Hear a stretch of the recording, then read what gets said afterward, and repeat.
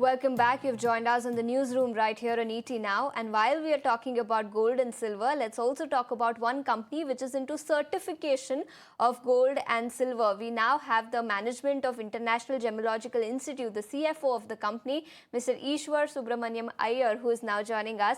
Mr. Iyer, thank you so much for taking your time out and joining us here on ET Now.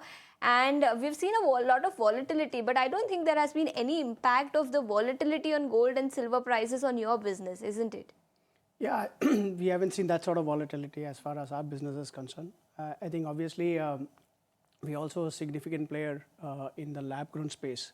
So I think with the rising prices of gold and jewelry, lab-grown diamonds provide an outlet for consumers to participate in this industry. So one loss is offsetting the gain, right? Yes. So from that standpoint, I don't think we have seen too much of volatility as far as the business is concerned. We participate in natural diamonds, lab-grown diamonds, and jewelry, and lab-grown and natural jewelry as well.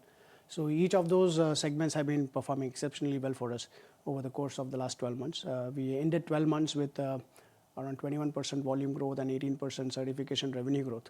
So the business has been extremely robust over the last 12 months. Right, and I remember last quarter earnings were also very solid. So clearly, we have not seen any impact of the volatility in gold and silver prices. But let's also talk about another big acquisition that you announced yesterday, that is American Gemological Laboratories.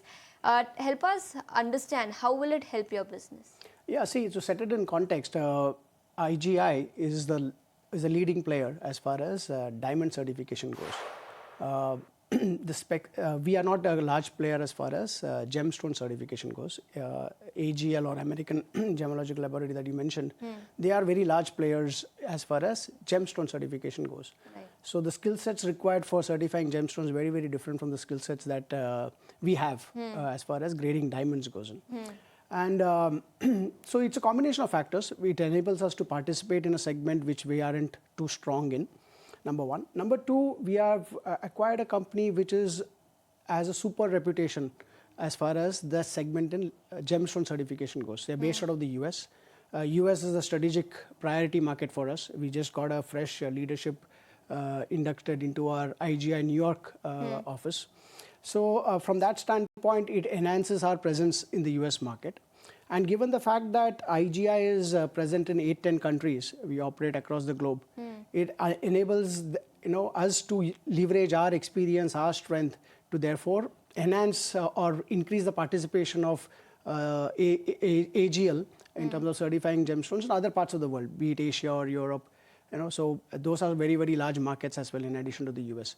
So hopefully this marriage therefore enables us to leverage each of our strengths to just build on this business. Correct. It's a large business at the global level. I think the gemstone business is around $10 billion and expected to go to $25-30 billion in the next 8-10 years. Right. So I believe yeah, sorry. You generate about 75% from the domestic market, right? That's right. So with this acquisition, are you looking to expand in the international market? What's the logic? Yeah, see, at the moment, IGI India is the holding company for the group. We have businesses in Belgium, a holding company in Belgium and a holding company in Netherlands. So under Belgium, we have Belgium, US, and then under Netherlands, we have Middle East, China, Hong Kong, Thailand, etc.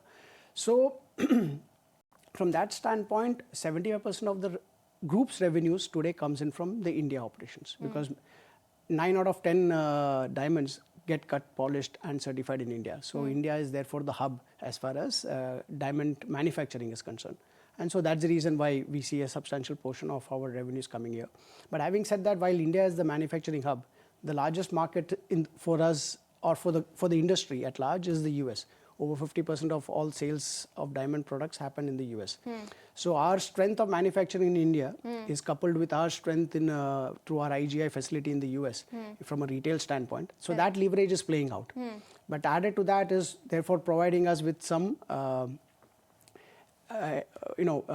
if you are able to move into new territory, so to say, from a gemstone certification standpoint, that has been the intent. I think in the last 2-3 quarters also we have been holding this narrative that with the strong cash position that IGI has, an evaluation for merger is something that has been going on for some time.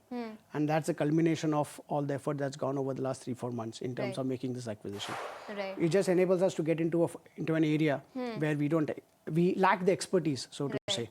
So I think that is the reason why we're trying to do something like this. Right. And there has been no impact of tariffs whatsoever, isn't it? We haven't seen that impact over the last 2 quarters. I think even our quarter 3 as well as quarter 4 narrative, I think, and the way the business has also been doing, we haven't seen anything of significance as far as the tariff implications on the certification business is concerned. And since you are a major player and have a significant market share not only in the domestic market but in the international market as well, is there any fear of competition by any chance, or no fear at all? See, there is competition, of course, and of course we have to be cognizant of a lot of large players, and they bring in their own strength.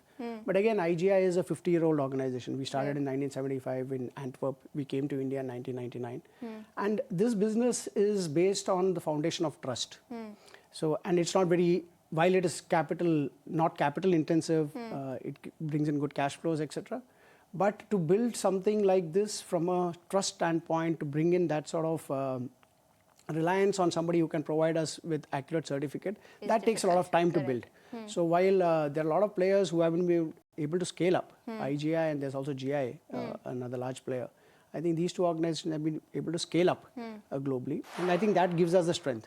Right, and all eyes will be on your expansion plans going forward, and we look forward to interacting with you more often even after your quarterly results.